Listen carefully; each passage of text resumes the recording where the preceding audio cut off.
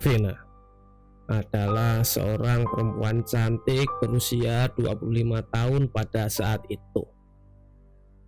Selain cantik, pribadinya yang baik dan ramah juga menjadi nilai plus, sehingga membuatnya disenangi oleh orang-orang di sekitarnya.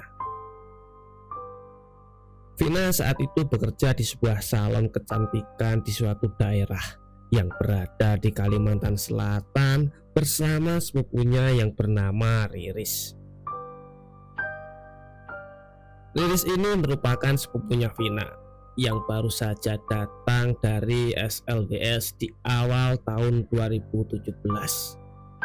Dan sekarang dia tinggal bersama keluarga Vina di sana.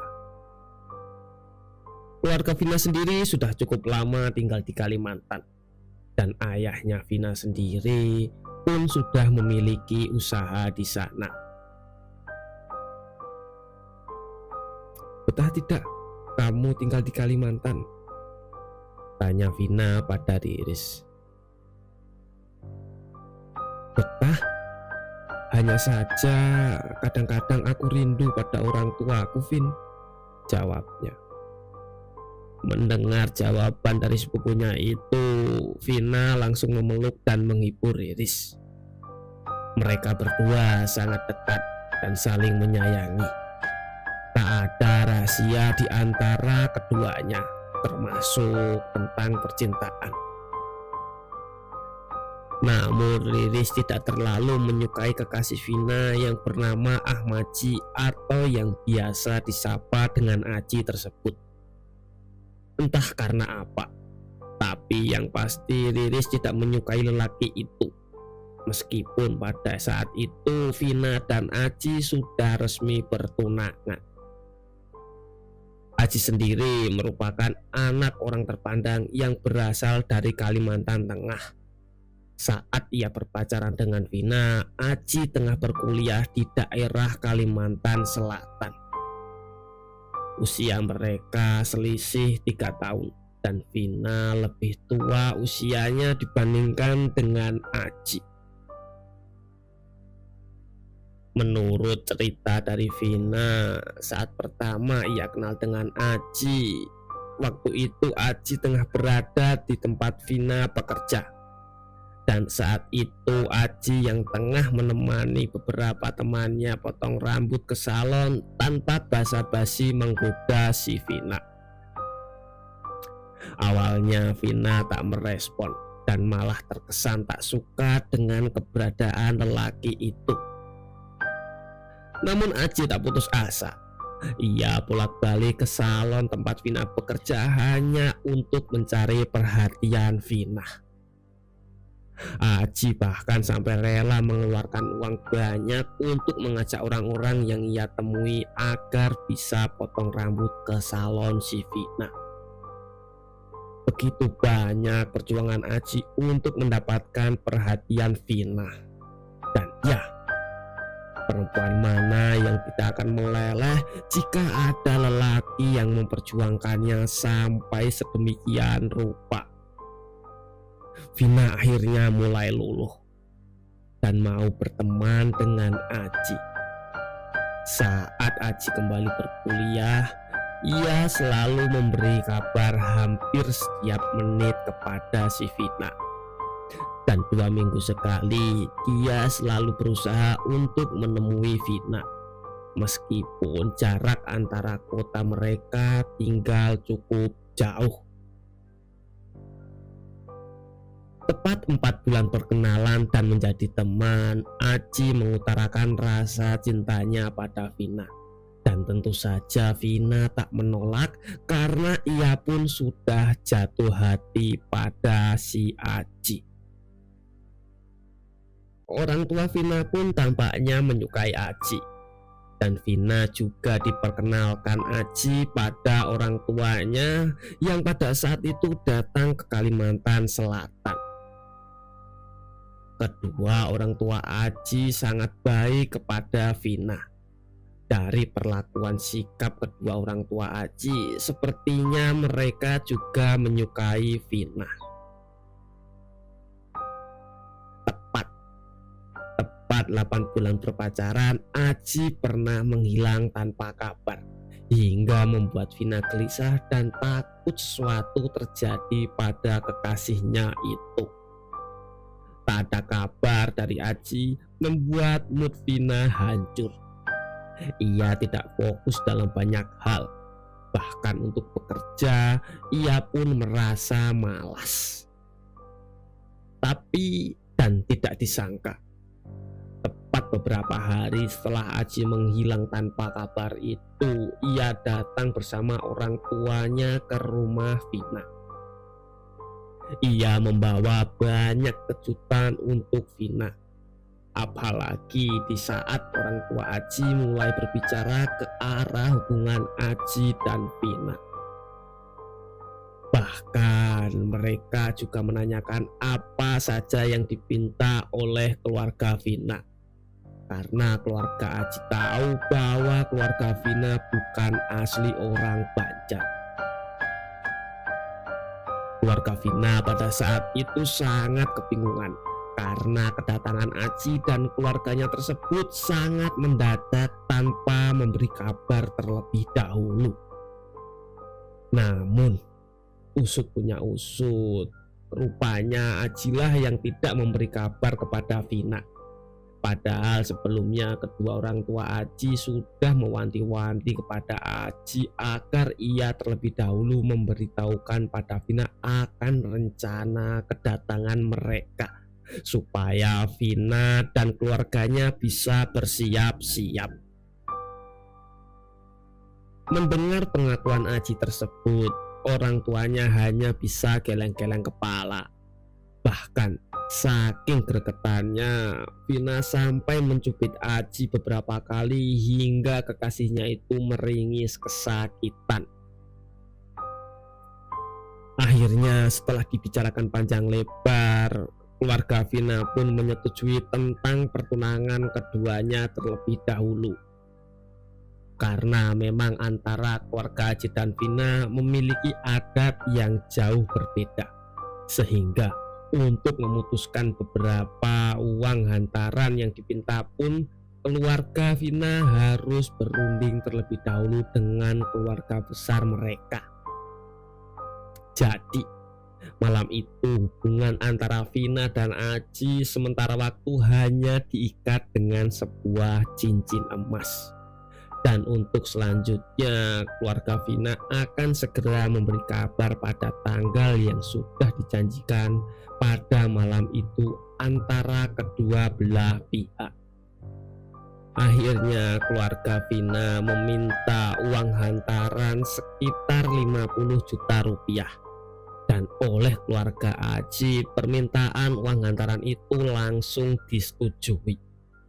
Padahal pada saat itu rata-rata uang hantaran di Kalteng hanya berkisar 10 sampai 20 juta saja. Tapi karena mereka tahu dengan perbedaan adat antara mereka sama sekali tidak mempermasalahkan hal itu. "Kamu betah kerja di salon itu, Riz?" tanya Vina di suatu malam saat mereka berdua akan tertidur. "Iya, tapi setelah kamu dan Aji menikah nanti, kamu akan berhenti dari salon kan?" Vina hanya tersenyum. Ia menatap langit-langit kamarnya. "Riz, menurutmu Aji itu orangnya bagaimana?" "Kalau menurutku yang baru mengenalnya, dia itu baik. Tapi aku tidak menyukainya, Vin," ucap si Riris. Alis Vina mengkerut. "Katamu dia baik, tapi kenapa kamu tidak suka?" "Ya karena dia akan mengambilmu dariku. Setelah kalian menikah, kamu pasti ikut bersamanya kan? Dan kita pasti akan jarang ketemu. Tak ada lagi teman curhatku setelah kamu ikut dengannya nanti." Vina tertawa mendengar jawaban Riris yang dianggapnya lucu. Beberapa bulan setelah perundingan itu, akhirnya keluarga besar Aji pun datang langsung dari Kalteng untuk lamaran ke rumah keluarga Vina. Di rumah, Vina tampak sibuk mempersiapkan diri dengan pakaian dan berdandan paling cantik, dibantu oleh Riris. Raut wajah Vina tampak bahagia sekali. Namun berbeda dengan raut wajah Riris yang terlihat sempit. Kudoakan dalam waktu dekat ini kamu juga segera menemukan cintamu ya Riz, ucap si Vina. Riris pun hanya tersenyum mengangguk. Ia lantas memeluk Vina yang sudah siap akan keluar dari kamar. Terdengar di halaman rumah mereka ada beberapa buah mobil yang berhenti di halaman. Suara orang-orang di luar pun mulai ramai. Riris menggandeng tangan Vina. Harusnya kau tidak keluar, Vin.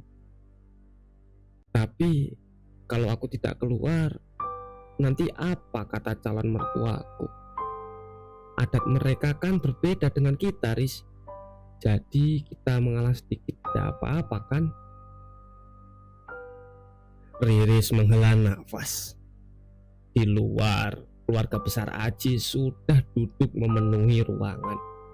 Bahkan ada beberapa yang duduk di luar rumah karena tidak kebagian tempat duduk di dalam.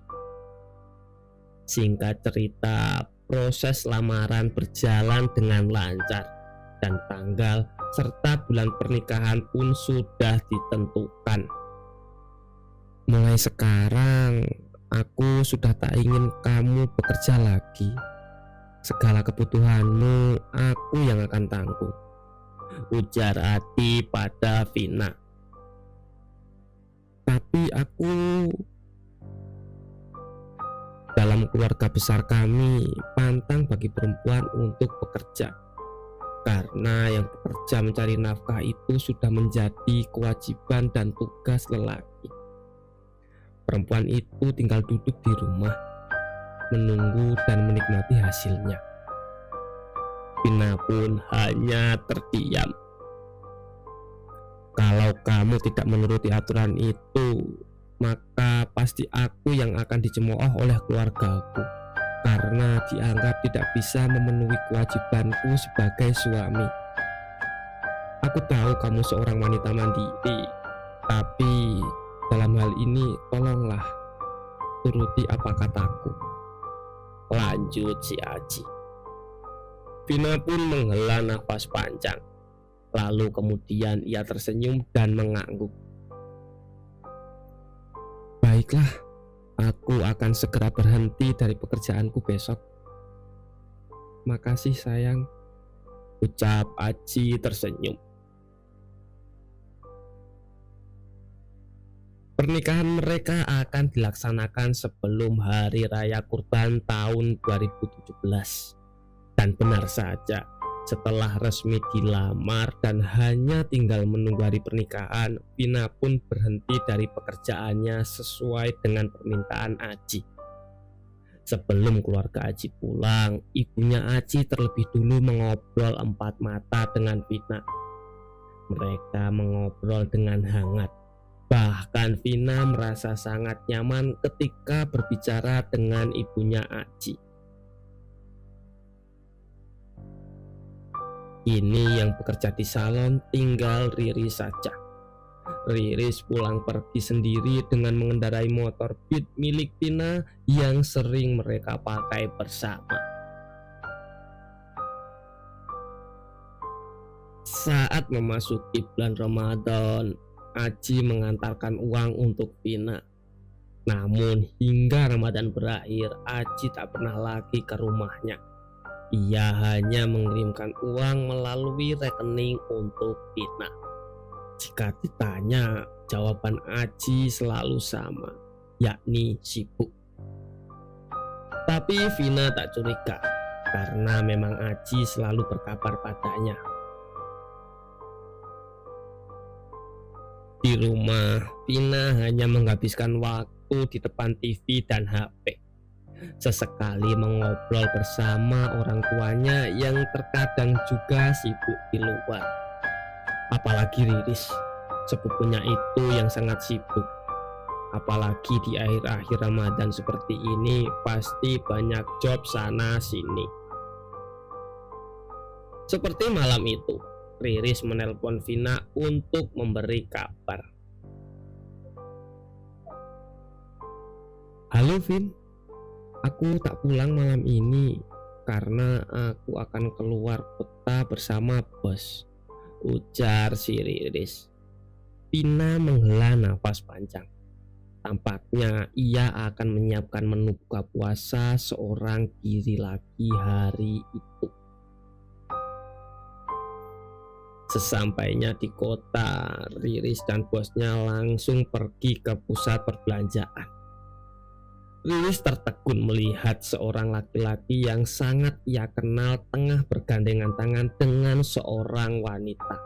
Wanita yang entah siapa, Riris pun tidak mengetahuinya. Kenapa Riris? Tanya bosnya ikut menatap ke arah yang dilihat oleh Riris. Loh, itu bukannya calon suami Vina ya? Sama siapa dia? Kok mesra sekali? Riris menggeleng. Beberapa saat kemudian ia langsung berjalan ke arah Aji dan perempuan itu. Ia melabrak Aji yang tampak kaget mengetahui ada Riris sepupunya Vina di sana. Dia siapa Ji? Tanya Riris meledak. Kau berselingkuh dari Vina? Bentak Riris yang tak terkendali. Suaranya melenting nyaring membuat orang-orang di sekitar mereka langsung menoleh. Bosnya Riris langsung menenangkan gadis itu.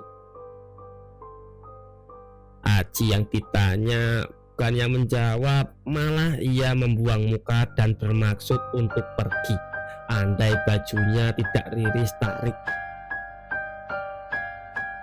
Aku akan beritahu Vina. Beritahulah kalau dia percaya padamu, jawab Aji yang membuat mata bosnya Riris langsung melotot. Aji pergi sambil menggandeng selingkuhannya tanpa memperdulikan Riris yang menatapnya dengan penuh amarah. Bosnya Riris lantas mengeluarkan HP dan memfoto Aji juga selingkuhannya. Setidaknya ini bisa dijadikan bukti. Dan untuk selebihnya, Vina bisa menyelidiki lagi. Sesampainya di rumah, Riris langsung memberitahukan semuanya kepada Vina. Namun Vina yang sudah terlanjur bucin itu tidak percaya sedikitpun dengan apa yang dikatakan oleh Riris. Ini buktinya Vin, dia bukan laki-laki baik. Dia berselingkuh di belakangmu. Buka matamu Vin, lihat ini baik-baik, bentak si Riris. Foto apa ini Riris? Mukanya saja tidak jelas. Bulan puasa loh ini Riris, banyaklah beramal. Jangan malah memfitnah calonku. Allahu Akbar. Kamu bilang aku memfitnah? Oke, sekarang terserah kamu Vin. Kamu mau percaya atau tidak, yang jelas aku sudah memberitahumu. Kalau kamu masih punya otak, silahkan kamu selidiki sendiri, ujar Riris menyudahi perdebatan antara ia dan Vina. Vina hanya geleng-geleng kepala melihat kepergian Riris. Namun semenjak saat itu Vina jadi kepikiran dengan apa yang Riris katakan. Singkatnya, ketika lebaran telah tiba, Aji tak datang ke rumah untuk berhari raya bersama Vina dan keluarganya. Ia hanya beralasan akan pergi ke Kalteng, ke rumah orang tuanya. Vina tentu saja tak curiga. Dan sehari setelah lebaran, Vina dan keluarganya pergi ke daerah yang berdekatan dengan tempat Aji berkuliah. Mereka berlibur untuk sekedar melepaskan rasa penat. Saat Vina dan keluarganya tengah makan di sebuah warung, ayahnya Vina yang saat itu mendapat telepon dari temannya langsung keluar dari warung. Sementara di meja, Vina dan yang lainnya masih asik bercerita. Tiba-tiba ayah Vina masuk kembali ke dalam warung dengan raut wajah penuh emosi. "Vina, apa benar Aji pulang ke kampungnya?" "Iya, memang kenapa? Aku melihatnya di seberang jalan sana sambil bergandengan tangan dengan perempuan," ujar ayah Vina geram. Vina tersentak kaget. Begitu juga dengan yang lainnya. Hanya wajah Riris yang terlihat datar. Bahkan ia tak terkejut sama sekali. Vina berlari keluar warung makan itu.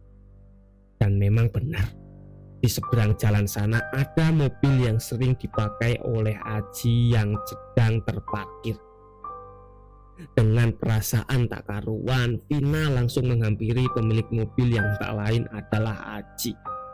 Aji baru saja keluar dari sebuah toko dengan seorang perempuan cantik. Ia tampak kaget melihat Vina yang sudah berdiri di hadapannya.